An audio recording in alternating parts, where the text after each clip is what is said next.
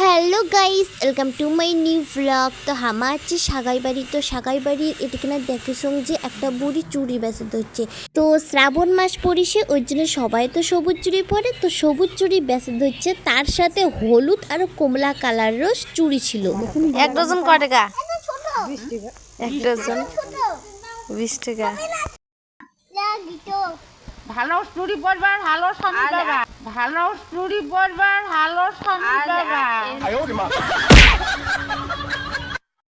তারপরে গাইস সাগাই বাড়ি আসি, আমি অনেক ধরনের সবজি দেখলাম। তো ওইলে তোমার সামনে মুই এলা শেয়ার করিম। তো প্রথমে তো মুই এই শসা জমি বাড়ির এই পুরাট শসাটা দেখলাম, ফার্স্ট টাইম মুই পুরাট শসা দেখলাম। তারপরে দেখলাম চাল কুমড়ো, কাককইল্লা, আর এই যে দেখো পানি কুমড়ো ঝুলি আছে, এই যে লম্বা লম্বা দুশকুশি, কুন্দুলি, ভেন্ডি, আর এইলা যে কি গাচ্ছে মুইয়ে জানো না।